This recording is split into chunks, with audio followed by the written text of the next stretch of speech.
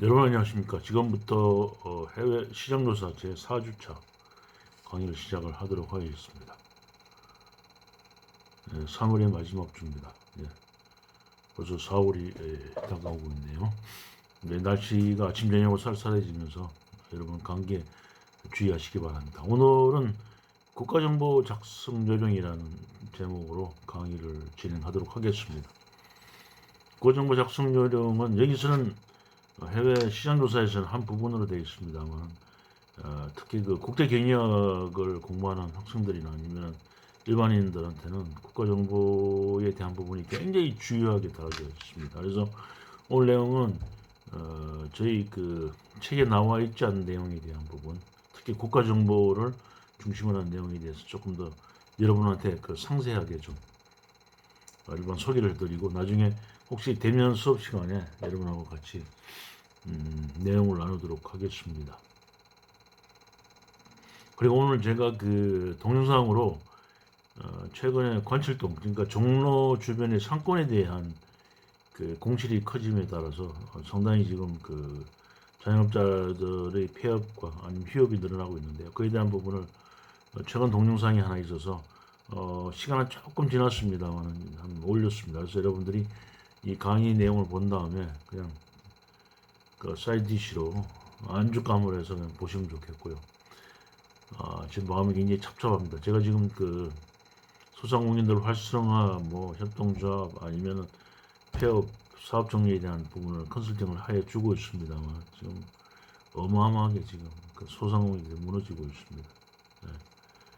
그래서 국가에서 지금 특단의 조치를 취하지 않으면 뭐 100만 원, 200만 원 의미가 없습니다. 지금 여러분도 아다시피 그 종로 상권이나 특히 그 명동 상권이나 강남 상권은 보통 통상 월세가 4,000원에서 5,000원 정도 됩니다. 그건 뭐 사업 규모를 제외하더라도 평당 한 100을 보시면 될 것 같네요. 그 정도 되고 특히 메인 상권에서는 예전에는 평당 한 250까지도 갔었습니다만 지금은 그 보증금하고 지금 월세가 상당히 내렸음에도 불구하고 어마어마하게 지금 그 휴업과 폐업이 늘어나고 있고 지금 뭐 이런 그 사업을 하시는 분들은 그냥 피눈물을 지금 쏟고 있는 그런 상태입니다. 그래서 이게 지금 뭐 국가적인 지금 코로나가 지금 번지고 있습니다만 제 생각에는 코로나로 인한 사망자 수가 거의 동일한 수준이나 아니면 동일 비율로 나타난다면 그냥 풀어서 경제를 활성화시키는 게 더 낫지 않은가 싶은 생각이 듭니다. 그리고 대부분 이제 코로나를 통해서 그 극복하는 비율들이 드러나고 있고 실질적인 사망 퍼센테이지가 그렇게 높지 않기 때문에 아마 잘 아마 생각을 해 주셔야 될 것 같아요. 지금 아마 경제적인 파탄에 의해서 자살하는 사람이 더 많을 수도 있습니다. 우리가 통계적으로 잡히지 않아서 그렇습니다만 자 시작을 하도록 하겠습니다. 자 국가정보 작성 요령 전 세계 지도가 나와 있습니다만 자 국가정보의 필요성입니다. 국가정보가 왜 필요한가? 비즈니스를 원하는 국가의 정치 경제의 건강 파운드멘탈이라고 얘기합니다만 어느 정도 근실한지 체크를 반드시 해야 됩니다.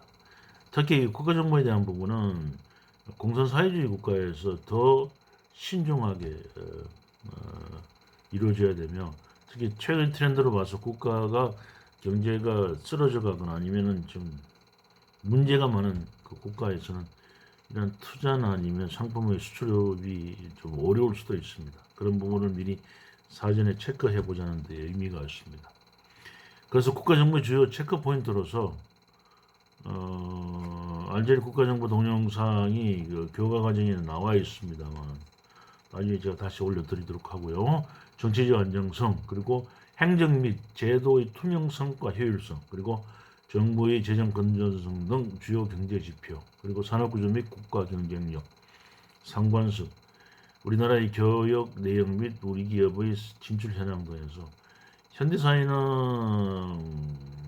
자유경제 사회이기 때문에 참 실질적으로 정치나 경제를 이끌어 나가는 사람이 굉장히 어렵습니다. 국가 경제를 이끌어 나가는 사람이.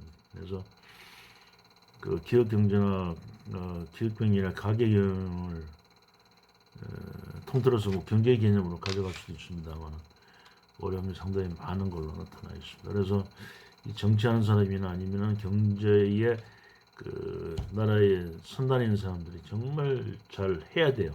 전략도 잘 해야 되고 실행도 잘 해야 되고 그 사람의 말 한마디 사고의 오염에 따라서 나라의 경제가 왔다 갔다 할 수가 있습니다. 그래서 지금 현재 우리 경제가 많이 흔들리고 있고 지난 시간에도 얘기했습니다만 우리나라 수출이 7위, 수입이 세계 10위, 9위 정도 왔다 갔다 하고 있습니다만 우리나라는 현재 세계 주요한 수출입 국가면서 50-50 해서 상당히 그 하이 테크놀로지에 많은 인구를 가진 국가로 지금 나타나 있습니다. 이런 부분을 지금 우리가 국제적인 레벨이 올라간 상태에서 유지를 해야 되는데 참 걱정스럽습니다. 결국은 국가의 레벨이 올라간다는 얘기는 그 국가에 사는 국민들의 삶의 질이 차이가 있다는 얘기죠. 삶의 질이 또 국가의 그 레벨이 올라가면은 그 국민의 삶의 질도 올라갈 수 있다는 부분 얘기해 주고 있습니다. 그러나 지금 미국이나 일본이나 그 자유국가에서 자본주의 국가에서 문제가 이게 뭐냐면은 경제적 실패를 한 기업가 개인의 파탄이나 아니면은 이러한 국가의 지원 제도에 대한 부분이 문제입니다. 그래서 미국이나 일본, 특히 일본 가면은 여러분들 한번 가 보셨겠지만은 일본의 역 주변에 보면은 상당히 그 길거리에서 노숙하는 노숙자가 굉장히 많습니다. 제가 일본은 한 10번 정도를 다녀왔습니다만 일본 그 주요 역 근처 가면은 박스를 덮고 자는 사람 그리고 밤에는 그 화단에 박스를 쳐놓고 거기다가 이제 잠을 청하는 사람들이 꽤 많이 있고 낮에는 뭐 숨어서 잘 보이지 않습니다만 그런 사람들이 많이 지금 있습니다. 그래서 자본주의 국가에서는 그러한 부분들을 어떻게 해결할 건가는 부분이 국가적 과제일 수도 있습니다. 네. 자, 그러면 정치적인 문제에 대해서 일단은 오늘은 그 국제 경영학의 관점에서 주로 그 정치적으로 좀 불안한 나라에 대한 부분을 이렇게 얘기를 해보도록 하겠습니다. 여기 보면은 U자 곡선이 있습니다만 북한이 상당히 개방성도 떨어지면서 안정성은 조금 있는 걸로 되어 있습니다만 특히 이란은 개방성과 안정성이 아주 굉장히 낮게 나타나고 있고 북한, 쿠바, 이라크, 러시아에서 공산주의 국가에서 맥을 이루는 나라들입니다. 이런 나라들이 일단 개방성은 굉장히 낮게 나타나 있고 지금 중국은 개방성이 굉장히 높아져 있습니다만 안정성은 상당히 낮게 나타나 있고 남아프리카, 유고슬라비아, 인도, 이스라엘, 터키 등해서 다소 전체주의 국가의 개념으로 가는 나라보다도 훨씬 공산사회주의 국가가 낮은 개방성과 낮은 안정성을 나타내고 있습니다. 자, 북한을 볼까요? 중국이 사실상 유일한 동맹국입니다. 그래서 북한이 지금 현재 유엔 제재를 받고 있습니다만은 거의 무역이 중국 외에는 없습니다. 그래서 일부 아프리카는 아시아 일부 동맹국가가 뭐 컨택을 통해서 무역을 하는 형태를 기존에 보여주고 있었습니다만 지금은 유엔 제재로 말미암아 거의 뭐 그 소위 말해서 해외 통상이 거의 잘린 상태입니다.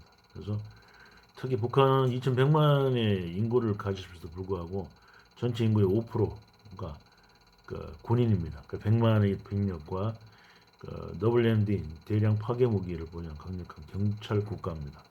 그래서 지금 뭐 김정은이 그 독재 체제를 유지하고 있습니다만 그러나 북한 한국과 더불어 지정학적으로 매우 중요한 위치를 차지하고 있습니다. 그래서 북한이 중국과 러시아와 한국과 일본의 중간 한국 입장에서도 뭐 비슷한 위치가 있습니다만 그런 중요한 위치를 차지하고 있습니다. 자, 북한은 미국 중심의 경제 봉쇄 조치를 해서 국제사회로부터 고립이 되고 있고, 이런 부분들은 상당히 그 핵 개발의 제재를 이행하지 않는 그 결과물로 경제적 고립을 지금 자초하고 있는 그런 상태입니다. 그리고 외국 입구 불어 입구 허용 시에도 주민과의 접촉이 제한되고 있습니다. 그러니까 외국 관광객들은 지정된 코스 외에는 다니지 못한다는 얘기입니다. 그래서 실질적으로 북한 사람들도 굉장히 똑똑하고 괜찮습니다. 한국의 기질이 그대로 있기 때문에 북한은 양질이 풍부한 노동력과 잠재 가치가 2,000조가 되고, 이런 인적 자원과 지하 자원 합친 이는 대단히 생산 가능 금액을 갖고 있습니다. 그리고 김정은이 개방 정책도 일부 있다 말다 해주고 있습니다만, 비핵화스 제스처로 살짝 하는 듯 하더니만 지금은 차단 현상을 보여주고 있고, 또한 권력의 3대 세습 및 일관성 없는 정치 행보로 고립 상태를 유지하고 있습니다. 그래서 이 좌측은 MB 정권 때하고 그 박근혜 정권 때 우리가 개성공단 생산 기념식하고 투자 설명회들을 하고, 박근혜 정권 때 일단 개성공단에 출입을 막은 적이 있습니다. 불면 사건으로 해서. 그러나 북한 애들이 2020 작년 6월 16일 날 남북 공동연락사무소를 폭발시키는 그런 과감한 어마어마한 작태를 보이고 있습니다. 불구하고 정부에서는 별다른 행동을 보이지 않고 있습니다. 실질적으로 경제적인 활동이 일어나지 않기 때문에 뭐 기업하는 사람들도 그렇게 썩 긍정한 반응을 보이지 않고 있습니다만, 아무튼 한 140억을 들여서 만든 건물이 북한 당국에 의해서 폭발되는 그런 참 세계 전무후무한 현상들이 나타나고 있습니다.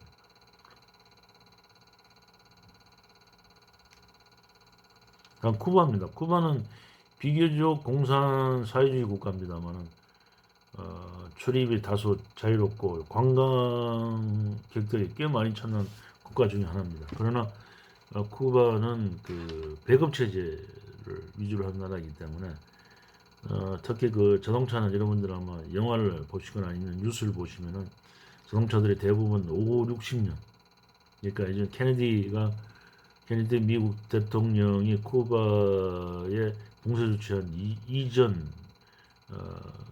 들어간 차량들이 지금 현재 움직이고 있고, 아마 아직까지도 아마 쿠바가 그 자동차 수입에 대한 부분은 아마 국가적으로 허용하지 않는 걸로 알고 있습니다만, 그러니까 수십 년 동안 고립된 국가이나 북한처럼 폐쇄는 아닙니다. 뭐 감시 체제가 붙어 있는 것도 아니고, 하여튼 일부 사회주의 국가에서 전체주의 국가로서 일부 규제하는 수준에서 나타나고 있습니다. 아메리카 대륙에서는 유일한 공산주의 국가입니다만 관광은 아까 말씀드렸듯이 개방적이고요. 국가 경제는 국가가 사실상 독점적 통제권에서 모든 걸 가능한 배급제로 운영하고 있고, 일부 자본주의 시장 체제를 도입해서 일부 시장 활성화도 시키고 있습니다만 그렇게 활발하지는 않습니다. 그리고 경제 난국을 극복을 위해서 경제 시스템 일부를 조정해서 운영하고 있고, 관광산업과 의료산업의 국제 기업의 진출 매력 분야로 손꼽히고 있습니다. 그리고 특히 쿠바는 국민 건강을 위해서 국가에서 인위적으로 건강기능식품을 생산해서 보급하는 하나의 세계적으로 전무후무한 이런 현상들도 보여주고 있습니다. 다음 러시아입니다. 러시아는 지금 거의 1인 독재 체제죠. 지금 현재의 대통령이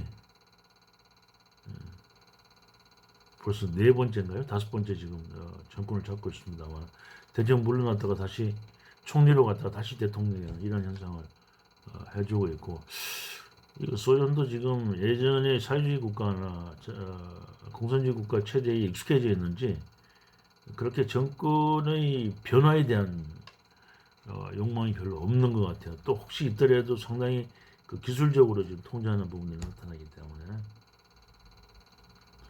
그래서 현대적 민족 국가보다는 제국 체제로 더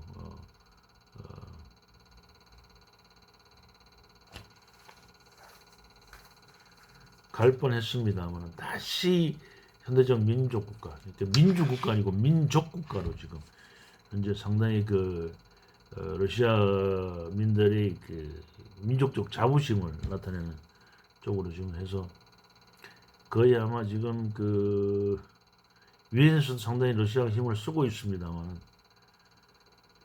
이런 부분들이 지금 소위 말해서 오픈된 그 자유경제 체제는 아닙니다. 하여튼 상당히 그 어, 소위 말해서 그 계획 경제 개념으로 가져가는 나라가 되겠습니다. 그리고 구소련 붕괴가 되면서 통쟁이 이제 시장 경제로 바뀌었습니다만 이런 부분들이 아직까지 활발하지는 않게 나타나고 있고 그러나 지금은 상당히 일부에서는 상당히 일부 산업에 대해서는 상당히 괜찮은 그 활동성을 나타내고 있습니다. 그리고 지구 표면의 13%에 대한 세계적으로 가장 큰 땅덩어리를 갖고 있습니다.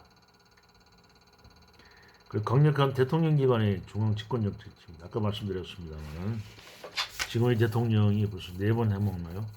그래서 영구 집권하려고 지금 법도 개정한다고 들었습니다만 그러나 상당히 그 서방의 그 기업들이 BMW라든지 럭키드 마틴이라든지 이런 부분들 회사들이 소련을 그 공산국가에서 소련이 붕괴되면서 많은 기업들이 일부 들어가서 현지에서 그 산업을 그 정착시키고 확산시키면서 높은 그 수익을 달성을 하고 있습니다. 그래서 BMW 같은 경우는 정치 체제 변화 초기 공격적인 현지 투자를 통해서 높은 수익을 달성하고 있고 록히드 마틴은 러시아의 전 우주 산업 민영화 정책에 부응해서 러시아 우주 기업과 적극적인 합작 투자를 추진하고 있습니다. 그래서 지금 소련이 재밌는 게 상업위성 발사하는 글로벌 시장에서 뭐 거의 1위를 다투고 있습니다. 그래서 40에서 50%의 점유율을 확정하고 있습니다. 그에 대한 로키드 마틴이 93년 4월 달에 회사를 건립해서 점차적으로 성공을 확대시키고 있고 아마 우리나라도 일부 러시아와 같이 그 계약에 의해서 일부 발사체를 의뢰하는 것도 있습니다. 네. 그러면 정치적 위험의 개념과 정리를 한번 해보도록 하겠습니다.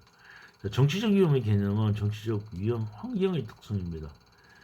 이게 그 자유주의 국가에서는 그 나라에 투자된 그 나라에서 운영하고 있는 외국 기업들에 대한 부분은 사전에 그 어떠한 형태로 국가에서 보상을 해준다든지 아니면은 기타 여러 가지 형태로 해가지고 안전에 대한 또는 안정성에 대한 부분을 보장을 해주는 부분이 있습니다. 특히 공산주의 국가나 사회주의 국가에서는 갑작스러운 위험에 노출돼 완전한 위험 대처가 어렵습니다. 그래서 예전에 그 영국 기업이 중국에 반도체 설계를 담당했던 회사인데 지금 회사 이름이 왔다 갔다 합니다만 그 회사가 지금 영국이 자본을 완전히 쫓아내고 중국 자체의 회사를 운영하고 있는 사례도 있었습니다. 그래서 지금 중국이 이러한 위험한 그 형태의 경제 제도를 갖고 있음에도 불구하고 워낙 임금이 싸고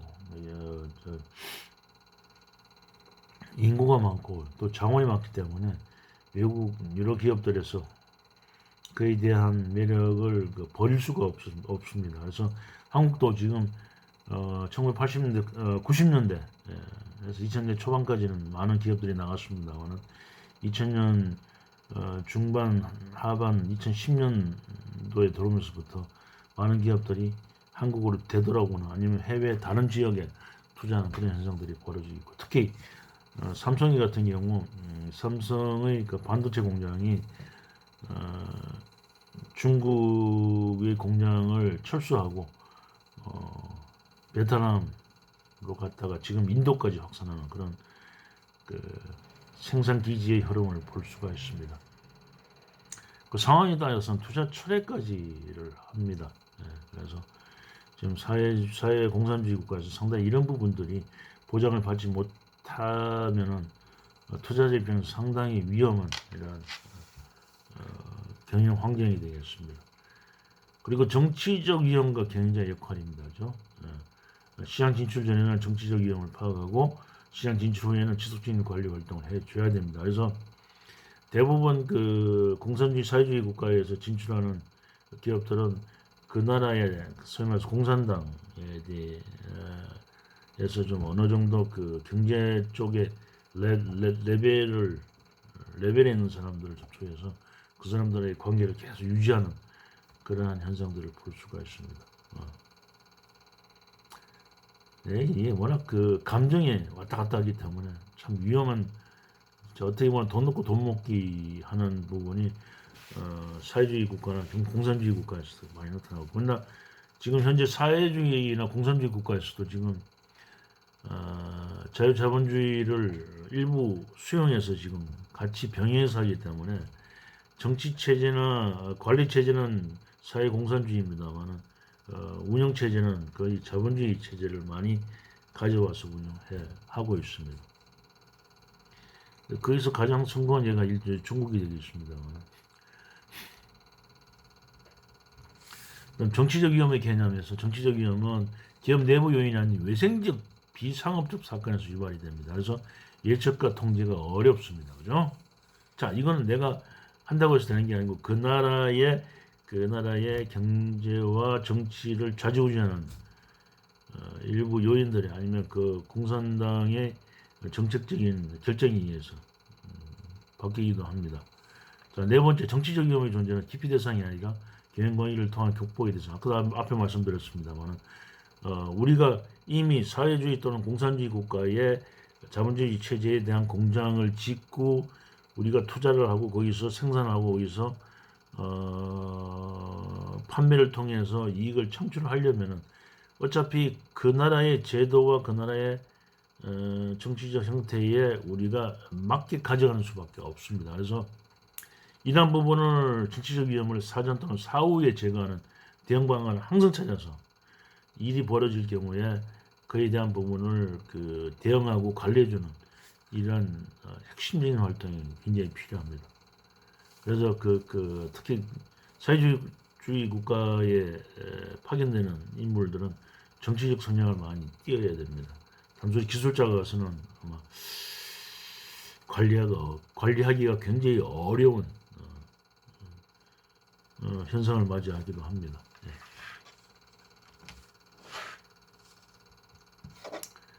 자, 정치적 위험의 정의입니다. 자, 현지 시장 예측 불가능한 정치적 결정 또는 사건으로 기업 손실이 초래되는 가능성이 있습니다. 아까도 말씀드렸습니다만 정부 활동이 그 나라의 공산당이면은 공산당의 그 활동이 요즘은 조금은 좀 안정화되고 있는 상태입니다만 초기에 뇌물과 부패 등에서 예측은 가능한 지속적인 피해가 되는 경우도 꽤 있었고요. 또 설령 공산주의 사회주의 국가 아니래도 일부 자본 자유주의 국가 수도 그 부패 지수가 굉장히 높은 나라에서는 이런 형성들이 굉장히 벌어지는 경향이 있습니다. 그리고 사회활동적 위험입니다. 그래서 그 나라의 그 정치적 안정세가 불안정하면은 폭동, 혁명, 쿠데타, 테러 등 그래서 예측 불가능하거나 피해 규모가 매우 큰 현상들이 나타납니다. 그래서 1976년도인가요? 베트남이 폐망한 게 그 전후에서 꽤 많은 참 답답합니다. 그 전쟁의 현황에서도 데모를 하고 있는 어리석은 민간인들이 꽤 많았으니까 그래서 일단 망했습니다만, 그리고 많은 사람이 희생이 됐죠. 그래서 지금 그 베트남이 공산주의 일당 체제로 지금 움직이고 있습니다만 예전의 부분들은 거의 국민들이 잊어먹은 것 같아요. 그래서 이 부분을 다시 끄집어내는 상당히 자유주의 국가에서 활동이 있습니다만은 이 경제가 정치를 우선하기 때문에 그런 부분들은 경제 발전에 묻히는 현상들이 나타나고 있습니다. 파업, 보이콧, 불매운동 등 기업의 노력에 따라서 피해에 대한 통제가 가능해야 됩니다. 그래서 특히 외국 기업들이 그 나라에서 자국 내에서 산업활동과 경제활동을 하려면은 이러한 파업과 보이콧과 불매운동에 대한 적절한 대응을 해줘야 됩니다. 그래서 인사 노무 쪽에 그 나라의 인재들을 뽑아가지고 직접 현지인들을 관리하는 그러한 스킬을 발휘하기도 합니다. 예.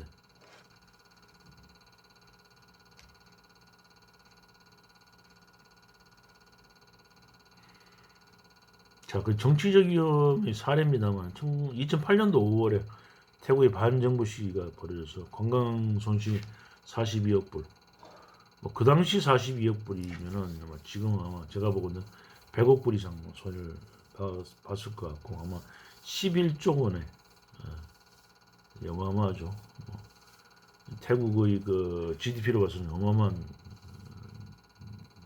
금액입니다. 그리고 외국인 투자 유출이 60조 원이 벌어졌습니다. 그러니까 단순히 다녀가는 사람도 문제지만은 현지 태국에 공장을 짓고 서비스의 센터를 만들어서 했던 사람들이 철수하는 바람에 외국인 투자 유출이 60조가 벌어졌습니다. 그래서 이게 그 자유주의 국가로서 이 정치적인 불안정한 나라에서는 항상 이게 조심해야 되고 최근에 미국도 자유주의 국가라고 지금 자기들은 나름대로 자랑하고 있습니다만 끝없는 총기 사건 그리고 그 아시아인들을 펌하는 테러 사건들이 계속 벌어지고 있어서 저는 개인적으로 미국이 과연 진정한 자유자본주의 국가인가 하는 의심을 해보기도 합니다. 오히려 유럽 평들이 조금은 더 낫다고 생각되는데 유럽도 지금 만만치 않습니다. 프랑스 중심에서 데모하면은 지금 굉장히 과격하죠. 때려부시고 불타고 그거 보면 대한민국이 참 그 신사적이고 상당히 뭐 정적인 데모도 꽤 정적입니다. 해외에 비하면. 자 그리고 2008년 11월에 인도의 뭄바이 테러가 있어서 사망자 190명, 부상자 350명이 벌어진 경우도 있고요. 그 미국의 9.11 사태라든지 그리고 이런 부분들이 서양에서는 왕왕 일어나고 있습니다. 특히 아시아권에서는 그 정치적 안정세가 좀 원만합니다만 특히 유럽, 아프리카 지역에 있는 나라들은 종교적인 갈등 때문에 이슬람이나 아니면 유대교 아니면은 뭐 캐톨릭 좀뭐 개신교 이런 종교적 갈등이 정치적 갈등과 경제적 갈등으로 이어지는 경우가 꽤 많이 일어나고 있습니다.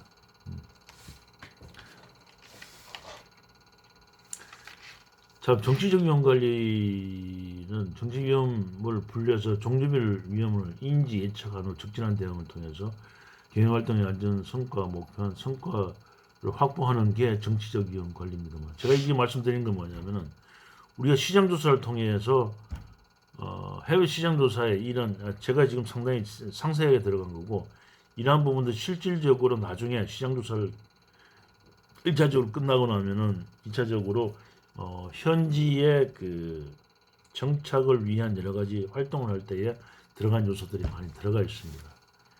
그래서 정치적 위험 분류에 거시적 위험이냐, 미시적이냐, 아니면 범역적이냐, 아니면 국가적 위험이냐 하는 부분. 범역적인 건 지역적으로 국한돼서 일어날 수도 있기도 하고 전체적인 국가 그 나라에 일어날 수 있는 여지도 있습니다. 답답한 게 이런 겁니다. 지금 삼성과 현대가 중국에서 지금 엄청나게 당하고 있습니다. 대한민국이. 그러나 대한민국 정부는 한마디 불만도 얘기하지 못해요. 기업인들이 계속 당하고 있습니다. 그래서 과연 대한민국이 기업인들이 믿을 수 있는 정치를 해주고 있느냐 부분도 고민을 해주셔야 돼요. 그래서 보면은 중국의 여러 유통들이나 아니면 제조업체나 여러 가지 회사들이 나가 있습니다만 지금 한국에 지금 알려지지 않는 이런 현상들이 꽤 많이 있습니다. 이런 부분들은 국가에서 그 역할을 해줘야 되는데 참 답답한 부분이 있네요. 그리고 정치적 위험의 인지 및 예측을 해줘야 됩니다. 그래서 이런 부분들은 특히 우리나라가 지금 그 우리나라의 경제 문제 때문에 지금 친중 정책을 쓰고 있습니다만 이런 부분들은 그 잘못하면은 위성 국가로 전환될 수 있는 여지가 있기 때문에 소위 말해서 경제와 정치와 군사적 하고 문화적인 측면을 국가의 자존심을 내세우면서 적절한 그 타협을 통해서 그 합일점을 찾아서 그 평행성을 긋고 가야죠. 일방적으로 종속적인 개념으로 가면 안 됩니다. 이런 부분을 정치인들이 잘 아마 해줘야 될 것 같네요. 그 기업의 전략적 대응도 필요한데 그래서 그 일부 그 중국에 진출한 기업들은 뭐 로드맵을 그려가지고 점차적인 그 대응을 해 나가기도 하고 어떤 기업들은 시뮬레이션을 통해서 어떤 사건이 벌어지면은 바로 그냥 편유수를 만들어서 차차차차 그 다음 단계로 그러니까 흔들리지 않고 케이스별로 케이스 1, 2, 3 이렇게 쭉쭉쭉 만들면 그 뒤에 일어날 수 있는 부분에 대해서 이미 매뉴얼화 시켜가지고 하는 경우도 있습니다. 그래서 정치적 위험 분류와 정치적 위험 인지 예측, 그다음에 기업의 전략적 대응 이런 순차적인 방어적 또는 선제적 대응이 필요합니다.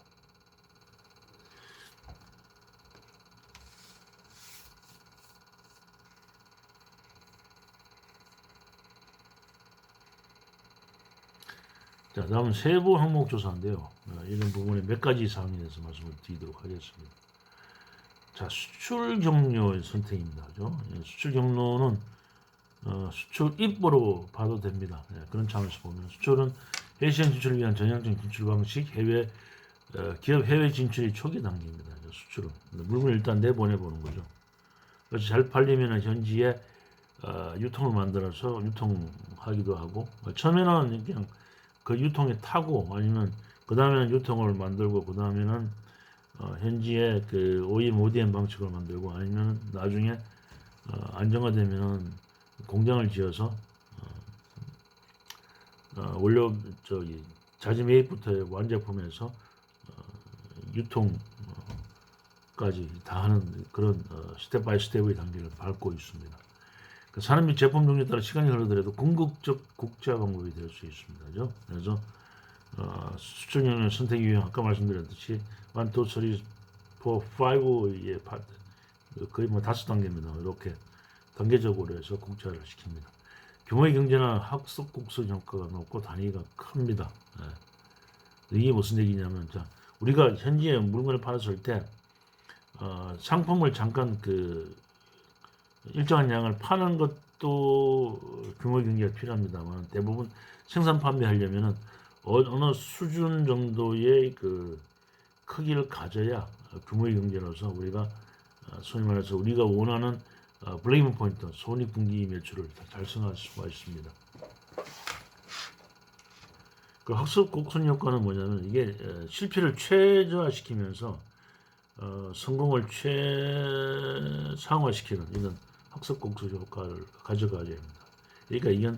그러니까 우리가 실패의 그 비용을 최소화시키라는 얘기죠. 자, 미국 항공유 산업하고 독일, 일본의 정밀 공작 기계 및 광학 제품, 부가가치세, 고부가가치 특수 선박 등 이런 부분들. 지금 우리나라 지금 그 경제 경영 책들이 많이 바뀌어야 돼요. 그게 무슨 얘기냐면은 예전에 우리 학자들이 해외에서 공부를 하고 들어온 교수님들이 책을 지은 게 대부분 해외 서적을 번역하는 수준에서 했고 지금 우리나라의 케이스 바이 케이스에 조금씩 들어가 있습니다만 아직 많은 분량에 대한 부분은 그 성공 사례나 아니면 체험 사례들이 그렇게 많은 분량이 들어가 있지는 않습니다. 그래서 이런 부분들은 지금 40대, 50대 초반의 교수들이 이런 부분들 한국 브로커하는 경제 경영에 대한 부분들을 지금 많은 선배들이 지금 만들어 놓은 상태입니다만 조금은 그렇게 해서 만들어가서 지금 왜냐하면 한국 기업이나 한국의 산업이나 한국의 그 문화활동 등에 대한 부분들이 굉장히 세계화 국제화가 되고 있기 때문에 이런 부분들을 빨리 그 표준화를 통해서 교과서적으로 빨리 만들어 가줘야 됩니다. 이런 부분들이 특히 한국에서 대학을 졸업하고 학위를 받는 사람들이 인정받는 시대가 돼야 되는데 아직까지도 해외에서 학위를 받고 온 사람들을 더 점수를 주고 인정해주는 그런 학교가 왕왕 있습니다. 그래서 이런 부분들을 빨리 타파해서 한국 내에서 학업을 마친 사람들도 얼마든지 해외에서 나가서 강의할 수 있고 교편 잡을 수 있는 그런 시대가 지금 점차적으로 진행이 되고 있습니다. 빠른 시일 내에 아마 도래하리라 보고 있습니다. 자, 수출에 대한 부분은 간접 수출이 있고 그 다음 직접 수출이 있고 공동 수출이 있습니다. 그래서 간접 수출은 중개업체를 매개하여 유통하는 간접 수출이니까 이게 그 중간 유통 단계가 몇 개 들어가겠죠. 그래서 유통 거리가 길다고 얘기하고 있습니다. 직접 수출은 제조업체 직접 최종 소비자까지 유통시키는 겁니다만 유통 거리가 짧습니다. 그런데 쉽지가 않습니다. 왜냐하면은 유통도 그 나라의 나름대로의 블록이 형성이 되어 있습니다. 그래서 잘못되가면은 아무리 좋은 제품도 그 나라에서 유통을 못하는 경우가 왕왕 있습니다. 예전에 우리나라에서도 일부 공산품에 대해서는 도매업자들이 이니셔티브를 잡고 있었기 때문에 중간에 현지에서 바로 수입해서 판매하고자 하는 업자들이 맥을 못 추는 경우가 왕왕 있었습니다. 그래서 지금 많이 바뀌어가고 있습니다만 인터넷 때문에. 자, 그리고 공동출입니다. 중개인 대신에 현지 공동 유통망을 제휴자를 통해서 공동 진행하는 방법입니다. 그런데 자, 1, 2, 3번도 지금 예전에 고전적인 방식이고 지금 뭐로 바뀐다? 인터넷 거래 방식으로 해서 역수출이라든지 이런 부분들 해외 직거래 구입 이런 부분들이 이미 제도화돼서 많이 현상이 벌어지고 있기 때문에 이런 고전적인 방식에서 분류를 다시 해야 됩니다. 그래서 이 분류하기가 참 복잡해요. 예전에는 딱딱딱 떨어집니다만 이제는 뭔가 이게 플러스 알파가 붙어서 두세 가지가 이렇게 복합적으로 엮여져 갈 수밖에 없는 그런 유통 방식들이 벌어지고 있습니다.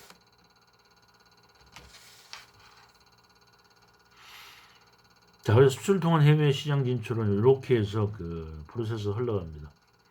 간접 수출 아까 말씀드렸다 그죠? 그다음 직접 수출, 그 다음에 중간에 공동 수출 경로인데 좌우에 직접과 간접의 수출 경로를 포함한 게 공동 수출 경로가 되겠습니다. 그래서 이런 부분들 여러분들이 해외 시장 조사에서 우리가 어떤 경로를 통해서 해외 진출할 것이냐 아니면은 역으로 해외 제품을 수입할 것 수입은 이에 대한 부분을 거꾸로 생각하시면 돼요. 수출은 이 부분 그대로 적용하시면 되고 그래서 간접 수출 경로는 종합상사무역대행사 수출 관리에서 온라인 알선 사이트 그리고 해외 중개자는 알선인 브로커라고 얘기합니다만 판매자는 디스트리뷰트 그다음에 대리점 에이전트 온라인 알선 사이트 운영되고 있습니다. 그 자회사 오른쪽 보시면은 판매지사 브랜치 다음에 판매법에는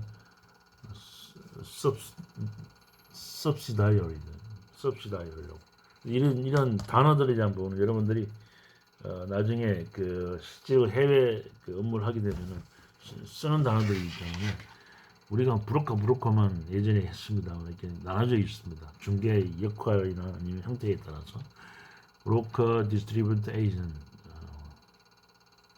이렇게 나눠져 있으니까 여러분들은 요 단어는 아마 여러분 생각했다가 활용하셔야 될 것 같네요. 자, 간접 수출 내용을 조금 더 보겠습니다. 자, 수출 관리회사, 무역회사 및 외국 판매 중개 조직의 수출 과정을 위탁하는 방법입니다. 그 중개자 역할은 해외 수요자, 판매방 발굴, 통관 및 금융, 보험 및 재반 수출 업무를 하고 있는 부분들이 있고, 통관 이후에 현재 알선인 판매, 대리점 및 현지 마케팅을 수행하도록 해줘야 됩니다.